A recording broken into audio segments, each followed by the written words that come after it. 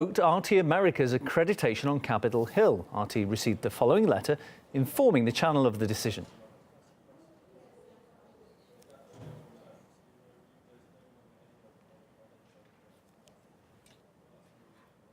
This decision essentially prevents us from doing our work on Capitol Hill in Washington, D.C. Congressional hearings with both the Senate and the U.S. House of Representatives take place on Capitol Hill, and you're required to have accreditation to be able to attend those hearings and report on them and such. This will limit and essentially prevent us from attending those hearings and continuing to do our work. Now, this comes after RT America was pressured and basically forced to register under the U.S. Foreign Registrations Act, FARA. Now, after that happened, the State Department spokesperson, Heather Nauert, insists that we would be able to continue doing our jobs. We wouldn't really be affected.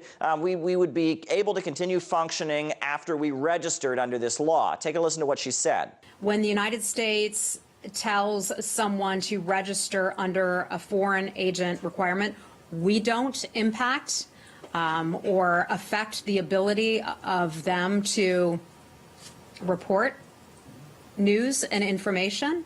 We just have them register. It's as simple as that. It does impact our ability. I've now received this letter informing me that I have to give up my credentials in order to operate on Capitol Hill. Now, the Foreign Agents Registration Act was first passed in 1938, and it was an attempt to combat the influence of propaganda coming from Nazi Germany. The law basically requires periodic disclosure of activities and the finances of those who have registered. It's mainly applied to lobbyists. Now, in the previous months, RT has been under quite a bit of pressure. YouTube has removed our premium ad service on YouTube. Google, which operates and controls YouTube, removed us of our premium status. Twitter has also outlawed and just prevented us from doing our advertising work. We've seen numerous hearings in Congress directly targeting RT, accusing us of different things. So a lot of pressure is being put on this network, and it looks like another step has been taken, making it harder for us to continue operating in the United States and doing our journalistic work, reporting on events in the United States. And the channel's editor-in-chief, Margarita Simonyan, has given her reaction to the withdrawal of RT America's accreditation.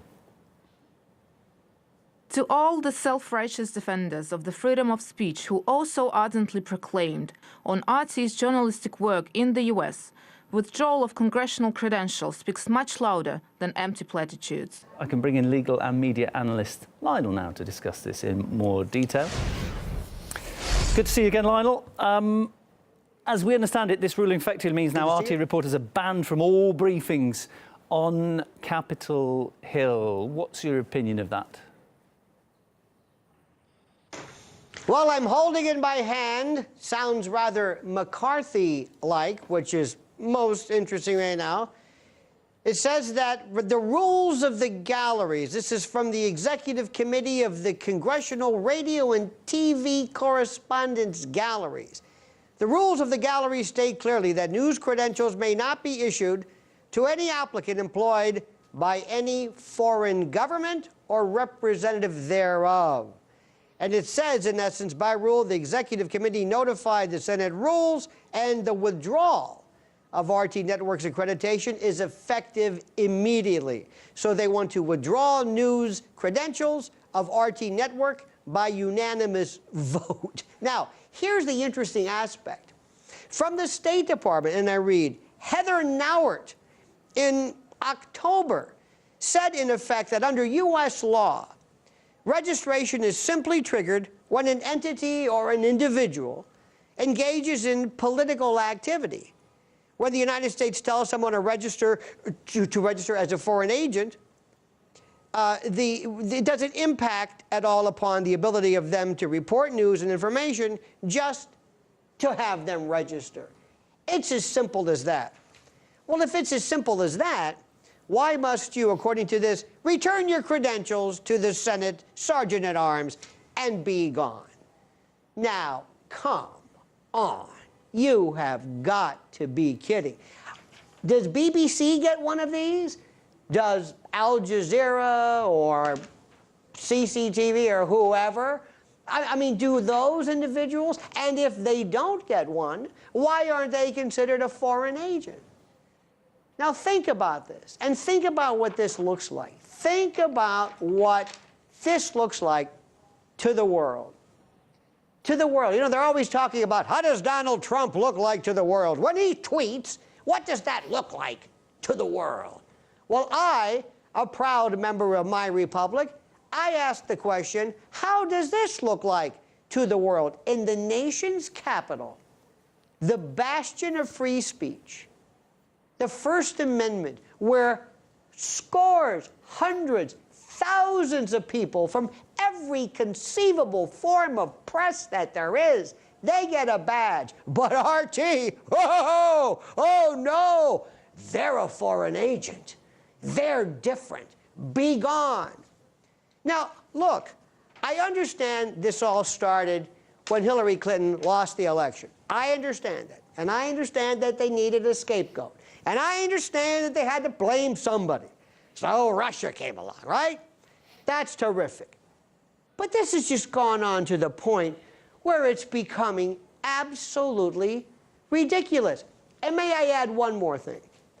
Do you know how many people now cannot wait to watch RT? Have you ever thought about this? With all due respect to this grand institution, but a couple of years ago, I had a hard time telling a lot of folks what RT was. Where is it? What was it? What does it stand for? Now, the question I'm asking is, how do I get it? Is it on my cable? Can I get it online? Because RT has been in the news in one way or another as this forbidden fruit, this outlaw, rogue news organization. And do you know what happens in this country when you tell Americans you can't do something? Remember when you were a kid and your parents said, don't listen to that music? Now it's the hottest ticket in town. So I don't understand, number one, the rationale behind this. But more importantly, does anybody not see, especially in the halls of Congress, that where we swear on the Constitution, where everybody's raising their hands always to the Constitution and the spirit of the Constitution, where leaders and folks and politicians mill about talking to reporters because of this freedom of the press. But RT, go away, stay away. You're not entitled. You're a foreign agent. I mean, it's tragic. It's tragic. And I hope that President Trump or Heather Nauert or somebody seeks to clarify this, because everybody merely wants to know the truth. And the last time I checked, that's kind of what we were all about. Yeah, you talked about the freedom of speech in the US, which seems to be more robust than any other country in the world. I think you really can get away with a lot that even I sort of wonder sometimes, are you allowed to say too much in America? So the other great thing is you've got these organisations that protect freedom in the media. So should we be anticipating them to step forward now bravely to defend RT? That is probably, in the history of questions, one of the greatest questions ever. You would think that our journalism schools, the Columbia School of Journalism and the Poynter Institute and all of these think tanks and all of these libertarian organizations, and in Washington, every other corner, there's the Cato Institute and the Heritage Foundation and this and that. You would think there would be marching in the street. What they do to the least of my brethren, they do unto me, to wax biblical for a moment. You would think that people from all walks of life, irrespective of whether they agree with whatever the editorial policy is of RT, you would think. And let me also just say, this is the irony. I have been in this business for 30 years next year, and I have been on every television program, talk radio, satellite radio, terrestrial radio, local TV, national TV, syndicated TV, you name it. And I am telling you right now, and I will swear on a stack of Bibles or whatever you want, that at no time has anyone ever from RT ever ask me what I was going to say, what was my opinion, what was my point of view, or would you not say that? Would you lay off that? Do you know how many times that's happened when I've been on CNN, MSNBC, ABC, Fox? I talk to pre-producers. Does the public understand that? When you go on CNN, like I'm doing right now, I got out of the car, I walked in, I sit, I start talking to you. That's it. That's the pre-production. That was it. If I go on any other show, I have to go through producers, they're going to check things. There is more free speech here. There is more unfiltered, unfettered, unedited, unexpurgated, unfirewalled, free, expansive, and expressive speech on RT than anything I have ever seen. And the irony, the unmitigated, sick irony, that RT receives this letter basically saying, turn in your badge, Mr. Foreign Agent, be gone. And also to hear somebody from the State Department say, oh, no, that's okay. Here's the left hand, here's the right hand, and neither of them know how to speak to each other. This is tragic, but in an ironic way, does more to bolster the viewership, the interest, the curiosity of RT than anything ever. No ad campaign, no billboards, nothing compares to how many times you are in this piece. May I say something very quickly? Today we have a story involving a fellow named Andy Lack. Andy Lack is the head of NBC. Did you know that when he was the chief of the board of broadcast governors, he compared ISIS and Boko Haram to RT? This was in 2015. I mean, there is no story about RT that is too preposterous. If I read out stories and I made up most of them and asked people, which of these is the fake RT news story, nobody would believe it. I mean, if nobody knew this, you would think this is this propaganda mill that just cranks out I don't know what. I mean, I don't want to make light out of it. If it wasn't so tragic, it would be tragic.